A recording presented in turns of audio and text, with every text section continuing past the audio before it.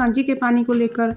तो होली का फेस्टिवल है तो कांजी का पानी तो ज़रूर से डालना चाहिए। तो इसमें हमने 1 चम्मच लाल मिर्ची का पाउडर ऐड कर दिया है और ये 2 चम्मच पिसी हुई राई हमने डाल दी है। तो आप और इसमें हमने स्वाद के अनुसार 2 चम्मच नमक भी ऐड कर दिया है।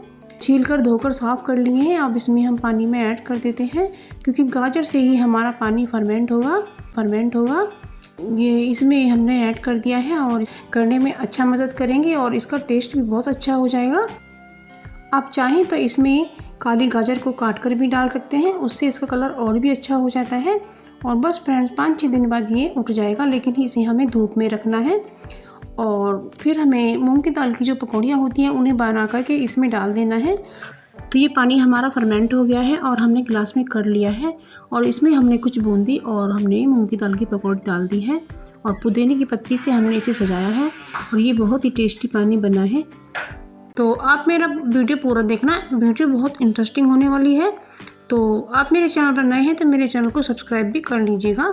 तो सबसे पहली टिप है हमारी, ये जो हमारी ब्लाउज़ होती हैं जो हमारी रखी रहती हैं तो उनके जो हुक होते हैं उन पर जंग आ जाता है और उससे हमारा नया ब्लाउज़ गलने लगता है।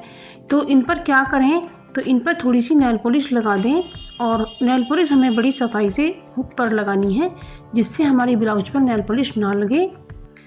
तो फ्रेंड्स इससे हमारे जो इसके हुक होते हैं उस पर जंग नहीं आएगा और हमारा ब्लाउज़ बिल्कुल भी ख़राब नहीं होगा।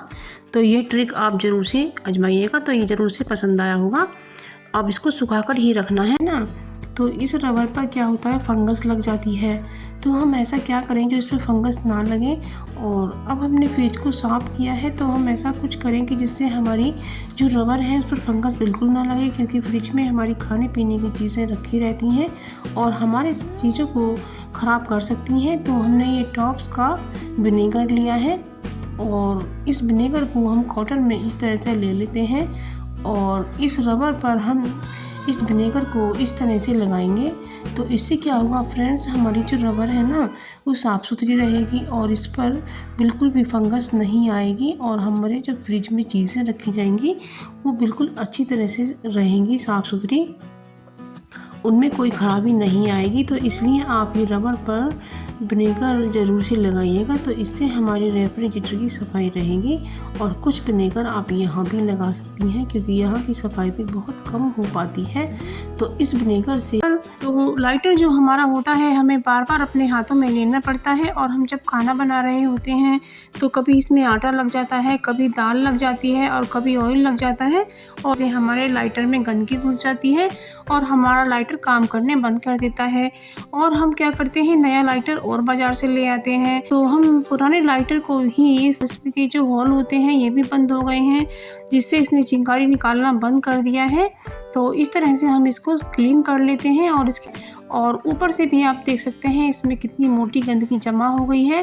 तो इससे हमारा जो ये लाइटर है वो पिंच करना उसने बंद कर दिया है। टूथब्रश से इसे रगड़ देते हैं और ज़रूरत पड़ने पर थोड़ा हम कोलगेट पेस्ट भी लगा लेते हैं।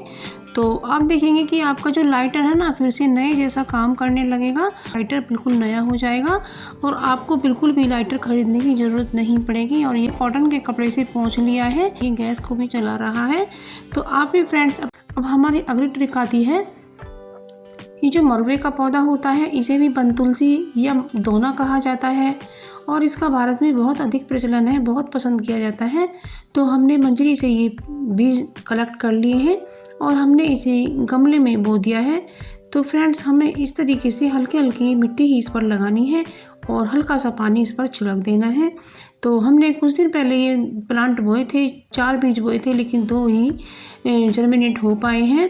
तो इसमें कारण हमारा रहा कि हमने इसमें पानी ज़्यादा दे दिया या बारिश भी बीच में हुई थी, तो इसी वजह से हमारा 2 पौधे जर्मिनेट नहीं हो पाए। तो फ्रेंड्स ये जो पौधे हैं सर्दी में पत्ते इस पर कम हो गए हैं, अब आएंगे। तो ये पौधा जो होता है हमारे लिए बहुत ही हेल्थफुल होता है, इसमें बहुत खुशबू होती है। जब इसे हम छू लेते हैं तो हमारे हाथ में उसके बाद भी भीनी भीनी खुशबू रह जाती है और इसकी चटनी भी बनाई जाती है और